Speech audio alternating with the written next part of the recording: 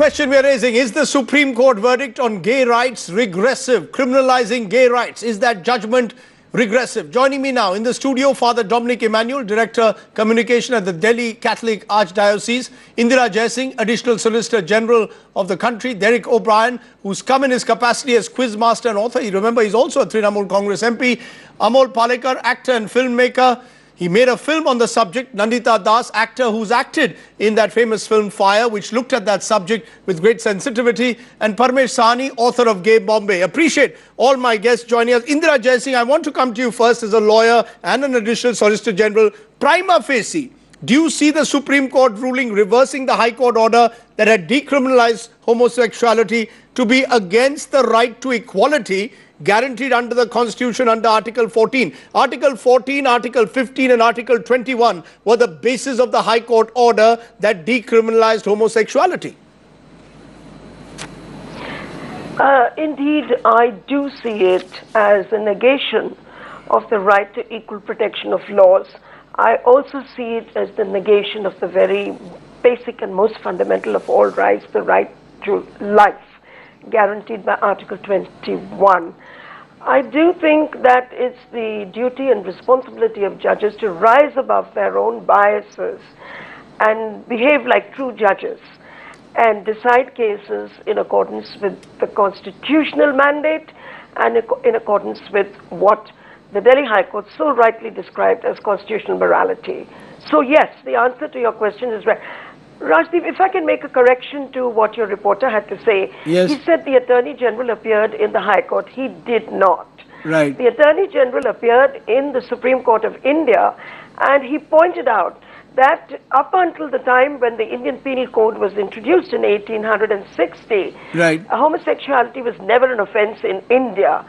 So I really don't understand from where the judges are getting this impression that the Attorney General said it's a matter to be left to Parliament. That's not what was said.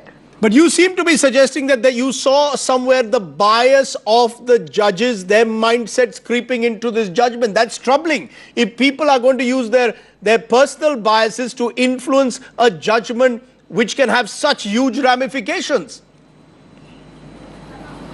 Well, Rajdeep, unfortunately, we are now talking at 6 o'clock. Yes. The judgment has still not been uploaded on the website of the Supreme Court of India. I cannot understand why. And this, to a certain extent, handicaps us in making comments. Okay. But, yes, I personally believe that this matter should have been referred to a larger bench of 5 judges. Right. Since it concerned an issue of the interpretation of the Constitution of India.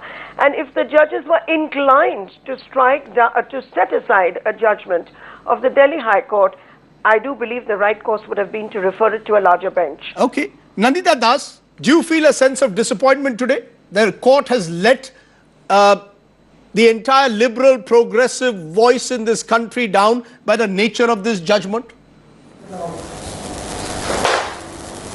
A huge disappointment and absolute shock, to be honest. Especially, when Supreme Court has lately been giving fairly progressive judgments, and we've been actually applauding the stands they've been taking. So it was like it came out of nowhere almost. And a law that's more than 150 years old, where people are in today's times, people are talking much more about these issues. The Delhi High Court repealed 377, and then for the Supreme Court to do this is a complete shock. It comes as a complete shock. But Amol Palekar, one of the arguments being cited, and it's often been cited even in the Delhi High Court by the other side, was the notion of family values. As a father of a woman who has come out strongly and openly about her sexual preferences, how do you respond to this entire issue of family values which is raised by those who would like gay sex to be criminalized? Rajdeep, yes, before answering your question, yes, I would like to quote something here. Yes, go ahead. On constitutional morality, which was said by Baba Saheb Ambedkar during the constitutional debate in 1948. Yes. Dr. Ambedkar said that constitutional morality is not a natural sentiment. It has to be cultivated. We must realize that our people have yet to learn it. Democracy in India is only a top dressing on an Indian soil, which is essentially undemocratic. He had the vision to see so well in advance. This he said in 1948, that constitutional morality has to be cultivated. And I only agree with Indira Jaisingh when she says that Supreme Court has unfortunately missed a great opportunity of doing so. But maybe that constitutional morality has not been cultivated because, as I use the argument, Mr. Palekar, of family values. You know, there are those who believe that this is against tradition, this is against our family value. How do you respond to that conservative voice which keeps coming up? Because, as I said, you yourself have had a personal experience. How would you like to tell, what would you like to tell those voices today? It's a simple question. Yes. That are we still not ready to respect somebody else's wish, somebody else's right how to live? It is respecting and deep with complete conviction that we have to respect. I cannot tell my neighbor or my family member how he or she should lead his or her life. Is as simple as that. And by quoting this facade of family tradition, we are trying to overstep and overpass this individual freedom. Can I just take that to Father Dominic? Father Dominic, why is the church, indeed all religious communities, why are they unwilling to accept, as Amol Palekar is saying, personal choice? Bringing in this argument of values, bringing in the argument of tradition. Yes, there are many scriptures which are perhaps anti-homosexuality, but we are in the 21st century. Why are you unwilling to respect personal choice, the right to life and the right to equality, fundamental to our constitution? I would like to first of all correct your misconception or anybody else's misconception that the church does not respect homosexuals.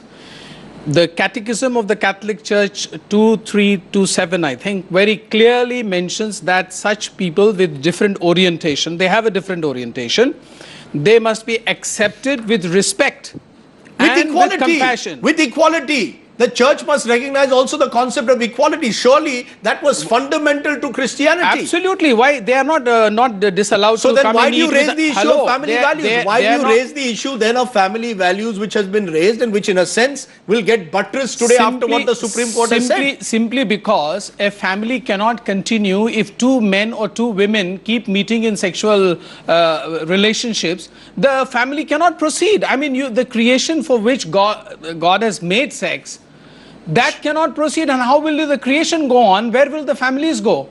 Where will people go? I mean, that is as simple as that. But having said that, please understand this, that when the High Court gave the judgment in 2009 on 2nd of July, the church did not, of course, openly welcome it, but we did not object to it. And that stance is very clear, and it's not a very clear stand, but I want to why not? Why not? You're saying that the church opposes the criminalization of homosexuality, but still believes that homosexuality is against family values. And today's judgment is about criminalization and decriminalization. We are discussing that. So we do not definitely consider these people as criminals. That is absolutely wrong. Anjali Gopalan, as the member of as the leader of the NAS Foundation, which took this petition to the court, do you feel today let down? Do you feel the Supreme Court has simply passed the buck on to the government? The same Supreme Court which is ready to pronounce on every issue from Lal Battis yesterday to the height of a dam backs off when it comes to the issue of sexuality? Well, you know, it is a black day for us. I think it's so regressive, so regressive. We've gone back 100 years. And what is this nonsense that they've come up with? I can't understand. It's not making sense to me. The fear they have, you know, the more I think about it now, because I haven't had time to actually deconstruct this whole thing. But the more I think about it, I feel very often people are scared of what they do not know. And therefore, this what Father Dominic says, Yes. that where will people go? Yes. The point is that not everyone is gay, nor is everyone going to become gay. And do we really in this country need to worry about our law of population nature. We're talking and about law of procreation? nature. What are we thinking about? You know, the church takes this What stand law of because nature? Who decides what the is law of church nature, takes Father? the church takes this stand because it considers that this is unnatural. Certainly for homosexuals, that is natural for them. But By who? because Unnatural. the church For considers people that who a are man gay, and it a is woman most natural were to be gay. created for, of course, enjoyment of But their as a result, companionship. as a result of calling it unnatural, you are effectively... No. By your logic, man and women were created just for procreation, not for enjoyment. Please get that very clear.